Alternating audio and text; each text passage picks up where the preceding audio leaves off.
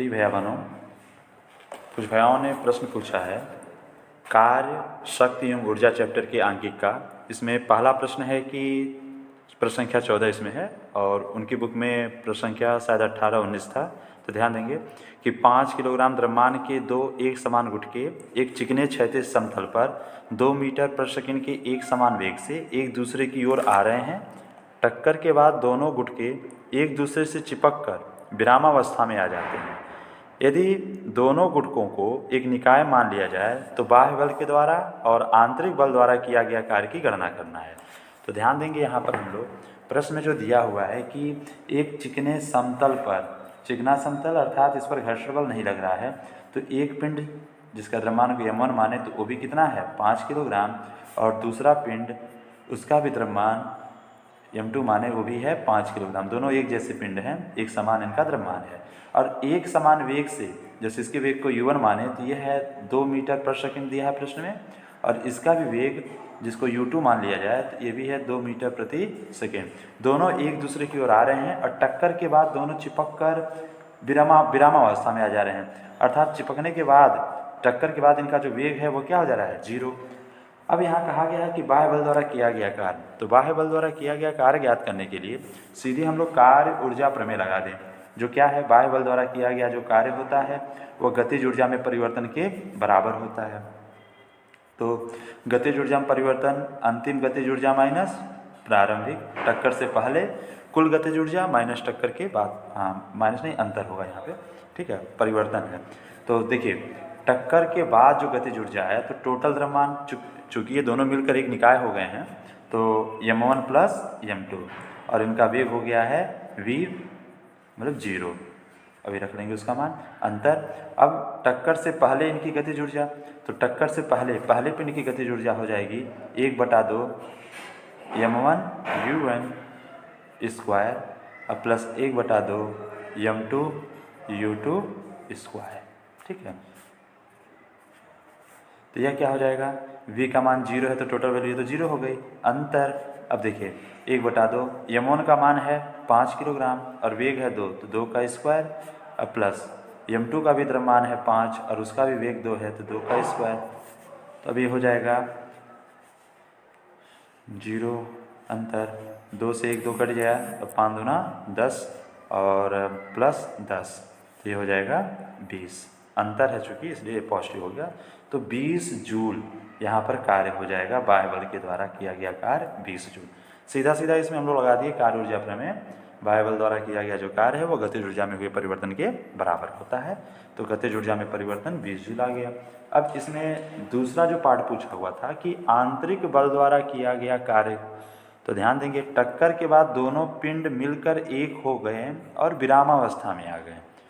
टक्कर के बाद इनकी कोई भी विस्थापन नहीं हुआ आंतरिक बल के द्वारा, इस कारण से किया गया जो कार्य होगा वह 0 हो जाएगा।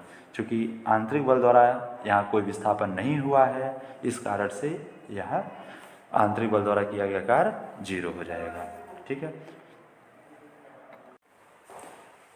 अगला प्रश्न है, इसमें ध्यान देंगे प्रश्न संख्या 15 कि 2 किलोग्राम द्रव्यमान का एक टुकड़ा 40 सेंटीमीटर की ऊंचाई से एक ऊर्ध्वाधर स्प्रिंग जिसका एक सिरा पृथ्वी पर स्थिर है और मुक्त सिरे पर हम इसको गिरा रहे हैं। तो जैसा संलग्न चित्र में प्रदर्शित, देखिए यहाँ पे एक चित्र बना हुआ है कि एक स्प्रिंग है जिसका एक सिरा पृथ्वी से जुड़ा है, दूसरा सिरा मुक्त है। इसके ऊपर एक यम द्रव्यमान का पिंड गिराया जा रहा है मुक्त रूप से, कितनी ऊंचाई से, h ऊंचाई पर। तो प्रश्न दिया गया है कि स्प्रिंग का जो बल नियतांक है वह 1960 न्यूटन प्रति मीटर है। तो ज्ञात कीजिए कि इस प्रक्रिया में स्प्रिंग कितना संपीड़ित होगा, ठीक है। तो इसको देख लेते हैं हम लोग। देखिए प्रश्न में क्या दिया है, तो इसमें प्रश्न में आप देख रहे होंगे कि द्रव्यमान दिया हुआ है m बराबर 2 किलोग्राम और कितनी ऊंचाई से गिराया जा रहा है, तो वह ऊंचाई है 40 सेंटीमीटर। तो 40 सेंटीमीटर है, इसको हम लोग मीटर में बदल देंगे तो 0.4 मीटर हो जाएगा। और स्प्रिंग का बल नियतांक दे रखा है, स्प्रिंग का बल नियतांक यहाँ पर 1960 न्यूटन प्रति मीटर है। अब देखिए ये जो स्प्रिंग है इसका एक सिरा जो मुक्त है, इसके ऊपर h ऊंचाई से जब हम किसी पिंड को गिरा रहे हैं जिसका द्रव्यमान 2 किलोग्राम है, तो गिराने के बाद अगर हम मान लें कि ये जो स्प्रिंग है यह संपीड़ित हो गई है, और कितना संपीड़ित हो गई है, तो x, ठीक है। तो ध्यान देंगे कि यहाँ पर यम द्रव्यमान के पिंड को जो हम h ऊंचाई पर रखे थे, तो इसके पास जो ऊर्जा थी वो कौन सी ऊर्जा थी, स्थितिज ऊर्जा, और वह स्थितिज ऊर्जा फिर गतिज ऊर्जा में परिवर्तित हुई होगी और वह इनको दबाई है कितना, मान लेते अधिकतम जो विस्थापन की है वह x की हो, तो संपूर्ण गतिज ऊर्जा इसकी इस स्प्रिंग को दबाने में खर्च हुई है, मतलब इसको x विस्थापित करने में खर्च हुई है। तो किया गया जो कार्य होगा वह कार्य कितना हो जाएगा, इसमें 1/2, जैसे स्प्रिंग को अगर हम संपीड़ित करते हैं तो संपीड़ित करने में किया गया कार्य होता है 1/2 kx², ठीक है। तो वह कार्य कहाँ से, तो इसमें जो ऊर्जा थी इस पिंड में वो कौन सी ऊर्जा थी, गतिज ऊर्जा थी। तो गतिज ऊर्जा कितनी, तो आप जानते हैं गतिज ऊर्जा का सूत्र mgh, लेकिन यह टोटल कितनी ऊंचाई हो गई इसकी, पहले कितनी ऊंचाई पे था, यह ऊंचाई पे था, लेकिन उसने इतना संपीड़ित किया है, मतलब इसकी जो टोटल स्थितिज ऊर्जा होगी, अगर हम इस पिंड इस स्थिति में यहाँ पर हम स्थितिज ऊर्जा को 0 माने, तो ये टोटल जो ऊंचाई होगी वो कितनी हो जाएगी, h + x, ठीक है।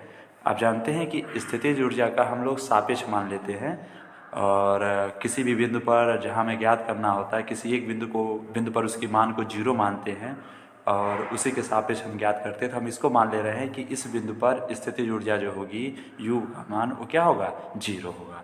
तो इस बिंदु से कितनी ऊंचाई पर है, तो h ऊंचाई पर है, ठीक है, और कितना विस्थापित किया x, तो टोटल जो ऊंचाई हो जाएगी वह कितना हो जाएगी, h + x। और यह जो ऊर्जा है इसकी वह किस में खर्च हुई है, तो इसको विस्थापित करने में, इसको संपीड़ित करने में। तो इस तरह से यह किया गया कार्य उसमें स्थितिज ऊर्जा के रूप में संचित हो जाएगा। तो mgh + x = 1/2 kx², ठीक है। अब देखिए m का मान प्रश्न में दिया है 2, g का मान 9.8 और h का मान है 0.4 मीटर, और कितना x आपका यही x ज्ञात करना है, k का मान 1960, x का मान ज्ञात ही करना है। अब 2 को हम इधर भेज दें तो हो जाएगा आपका, अच्छा देखिए 9.8 में 2 का हम गुणा कर देंगे तो हो जाएगा यह 19.6, 0.4 धन x बराबर, अब इसे भाग नहीं देंगे हम लोग, रुकिए, इतना x/2, तो 0.4 धन x बराबर, अब इसे हम इधर भेज दें तो 1960 × x/2 × 19.6, देखिए आराम से कट जाएगा, ये जाएगा आपका 100 बार, क्योंकि देखिए यहाँ पे दशमलव लगा है, ठीक है। तो और ये 1960 है, ये 19.6 है, तो ये इसका 100 गुना अधिक है, तो 100 हो गया, और 2 से भाग दे देंगे तो ये हो जाएगा 50x, ठीक है। अब हम इसको एक तरफ सबको कर लेते हैं, तो हो जाएगा यह 50x - x - 0.4 बराबर 0। देखिए इन सबको इधर ले जाएंगे, इधर प्लस है तो इधर जाएगा क्या हो जाएगा माइनस, और 50 आपका इधर प्लस है, 50x - x - 0.4 बराबर 0। तो हाँ देखिए एक चीज़ छूट गया यहाँ पे, यह x² है, देखिए x² है, छूट गया, 1/2 kx² था, ठीक है, तो x²। तो यह आपका द्विघात समीकरण हो गया। अब इसे देखेंगे कि इसे सॉल्व करने के लिए हम लोग फार्मूला लगा दें, आपने पढ़ा होगा x बराबर -b +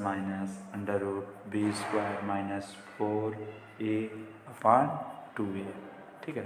तो अगर हम इसका तुलना करें किस इक्वेशन से, ax² + bx + c से, c बराबर 0 से, तो देखिएगा a का मान कितना है 50, b का मान है -1 और c का मान है -0.4। तो हम इस सूत्र का उपयोग करके x का मान ज्ञात कर सकते हैं। तो x बराबर b, तो b का मान है -1, तो +1 हो गया, फिर ± अंडर रूट क्या है b², b का मान है -1, तो -1 का स्क्वायर, फिर आपका -4 ए का मान कितना है 50, ए बड़ी की चीज़ छोड़िए 4AC होता है यहाँ पे AC। तो C का मान कितना है -0.4 बटा 2A। तो 2A का मान है 50।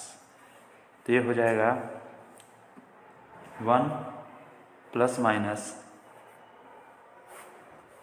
ये हो जाएगा 1 का -1 का स्क्वायर 1, फिर माइनस, फिर 50 चौका 200, और 200 का जब इसमें गुणा करेंगे तो हो जाएगा आपका यह 2 चौक 8।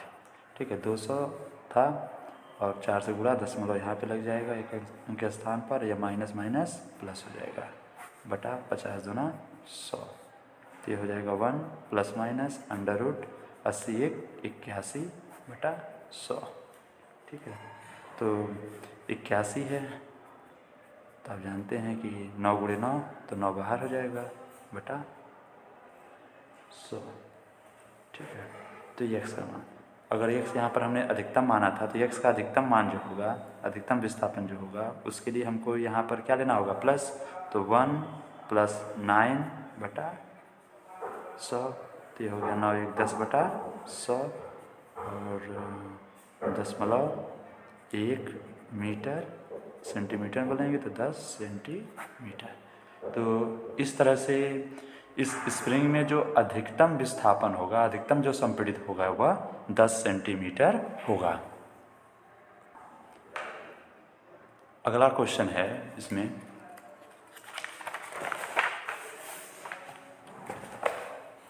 क्वेश्चन नंबर इसमें 18 भी पूछा गया है कि 40 सेंटीमीटर ऊंचे एक चिकने वक्रीय पथ के बिंदु A से एक चिकनी वस्तु पथ के सहारे मुक्त रूप से सरकाई जा रही है।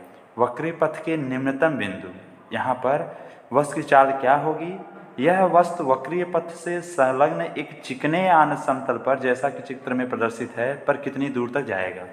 मतलब प्रश्न में पूछा गया कि इस पिंड को जिसको हम ए बिंदु से सरका रहे हैं, तो यह नीचे बिंदु तक आते आते इसका वेग कितना हो जाएगा, और उसके बाद अगर वह इस पथ पर आगे बढ़ेगा तो फिर कितनी दूरी तय करेगा। यहाँ पर जो समतल आपका एक पृष्ठ दिख रहा होगा, तल दिख रहा है, उस तल पर कितनी दूरी तक वह जाएगा, इस चीज़ को आपसे पूछा जा रहा है। तो ध्यान देंगे यहाँ पे कि इस फिगर को इधर रखते हैं। देखिए,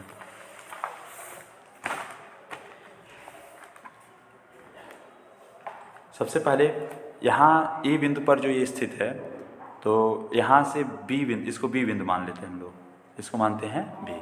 तो बी बिंदु तक आने में इसका वेग क्या होगा, तो इसे ज्ञात करना है। तो हम लोग जानते हैं ऊर्जा संरक्षण के सिद्धांत से कि बिंदु ए पर टोटल ऊर्जा बराबर बिंदु बी पर कुल ऊर्जा। तो बिंदु ए पर जो कुल ऊर्जा होगी वह क्या होगी, उसकी गतिज ऊर्जा और स्थितिज ऊर्जा। बिंदु ए पर तो उसको KA/UA से प्रदर्शित कर दे, ए बिंदु पर काइनेटिक एनर्जी और ए बिंदु पर पोटेंशियल एनर्जी, ठीक है, बराबर बिंदु बी पर उसकी गतिज ऊर्जा और बिंदु बी पर उसकी स्थितिज ऊर्जा। ठीक है, अब देखिए बिंदु ए पर उसकी गतिज ऊर्जा क्या है, तो यहाँ पर उसको मुक्त रूप से सरकाया जा रहा है। तो जब मुक्त रूप से सरकाया जा रहा है तो वहाँ पर उसका जो प्रारंभिक वेग होगा वह क्या होगा, 0 होगा। तो गतिज ऊर्जा तो 0 हो गई, क्योंकि 1/2 mv², v का मान 0, तो गतिज ऊर्जा 0। लेकिन स्थितिज ऊर्जा कितनी है, तो आप जानते हैं कि mgh, ठीक है, और ऊंचाई कितनी है 40 सेंटीमीटर है, तो उसको हम लोग भी बदल लेंगे मीटर में। और बिंदु बी पर गतिज ऊर्जा क्या होगी, तो 1/2 mv² प्लस बी बिंदु पर स्थितिज ऊर्जा, तो हम लोग इसको मान लेते हैं, इसी बिंदु के सापेक्ष हम स्थितिज ऊर्जा ज्ञात कर रहे हैं, तो इस बिंदु पर मान ले स्थितिज ऊर्जा 0 है। जो ऊंचाई माप रहे हैं हम बिंदु बी से ही माप रहे हैं, इस कारण से बिंदु बी पर स्थितिज ऊर्जा को हम लोग 0 मान ले रहे हैं। ठीक है, अब देखिए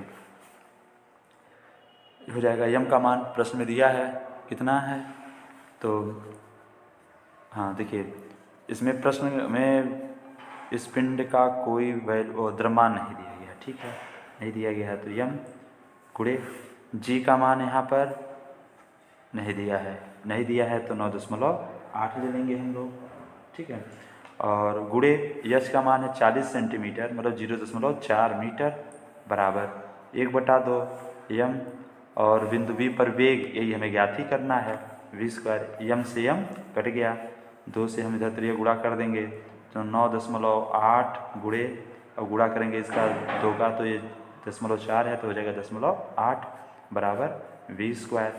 तो v² बराबर v बराबर क्या हो जाएगा √9.8 गुणे 0.8।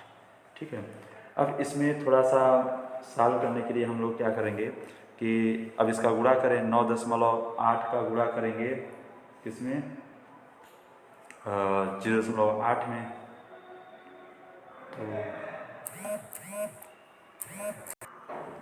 तो इसको हम लोग थोड़ा सुविधा अपने लिए करने के लिए कौन गुणा करे फिर वर्गमूल निकाले, तो हम लोग इसको देखिए थोड़ा सा आसान कर सकते हैं। 9.8 है तो आप जानते हैं कि इसमें अगर हम 2 से गुणा कर दें तो ये 2 से भाग देंगे तो इसको लिख सकते हैं 4.9 गुणे 2।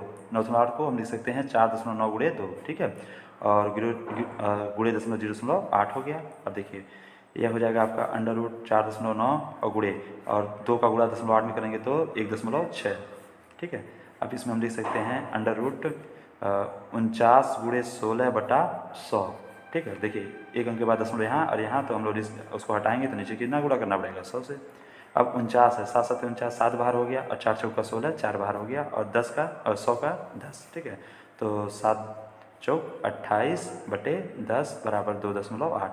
ये हम लोग देखिए अब डायरेक्ट गुणा करके वर्गमूल निकाल सकते थे, हमने थोड़ा सा उसको अपने लिए आसान करने के लिए ऐसा कर दिया। ठीक है, तो देखिए इस तरह से आपको पता चल गया कि बिंदु बी पर पहुंचते समय उसका वेग कितना हो जाएगा 2.8 मीटर प्रति सेकेंड हो गया। ठीक है, अब अगला पार्ट इसमें यह पूछ रहा है कि बिंदु बी पर पहुंचने के बाद वह कितनी ऊंचाई तक, मतलब कितनी दूरी तक हो जाएगा। आप जानते हैं कि ऊर्जा संरक्षण सिद्धांत से, और हाँ एक चीज़ और आपने पढ़ा होगा कि संरक्षित बल, तो यहाँ जो नीचे आ रहा है तो कौन सा बल लग रहा है गुरुत्वीय बल, और आप जानते हैं कि गुरुत्वीय बल के द्वारा किया जाए जो कार्य है वह पथ के ऊपर डिपेंड नहीं करता है। ये नीचे आया है, अगर ये ऊपर जा सकता है तो पुनः उतनी ही ऊंचाई तक यह जाएगा, पृथ्वी से उतनी ऊंचाई तक जाएगा। तो अगर देखें यहाँ पे यह कोण 30 बना हुआ आपका, और यह जो पिंड आपका आया है यह ऊंचाई कितनी थी 40 सेंटीमीटर, तो ये ऊंचाई भी कितनी अगर 40 हो तो यहाँ तक वो फिर वापस जाएगा, यहाँ से आने के बाद पुनः यही इतनी ऊंचाई तक वह जाएगा। ठीक है, तो यहाँ तक जाने के लिए देखिए एक चीज़, यहीं तक वो जाना है उसे। अब आप लोग पढ़े होंगे साइन वाला, मान लेते हैं यहाँ पे आज रुकिए, ये मान लेते हैं कितनी ऊंचाई और कितनी दूरी तक गया है, डी दूरी तक। ठीक है, और यह कितनी ऊंचाई है एच, तो हम लोग यहाँ पे साइन थीटा अप्लाई कर दे। साइन थीटा बराबर आप जानते हैं लंब बटा काट। ठीक है, और ये आपको डी का मान ज्ञात करना, तो डी बराबर हो जाएगा एच अपॉन साइन, और थीटा का मान कितना है 30, तो साइन 30, तो एच अपॉन साइन 30 का मान 1/2 होता है, तो ये हो गया 2h। एच का मान कितना था 40 सेंटीमीटर, तो 40 सेंटीमीटर है तो 2 का गुणा हो गया तो 80 सेंटीमीटर। इसका मतलब कि वह यहाँ से यहाँ तक जो जाएगा तो ये दूरी कितनी हो गई 80 सेंटीमीटर।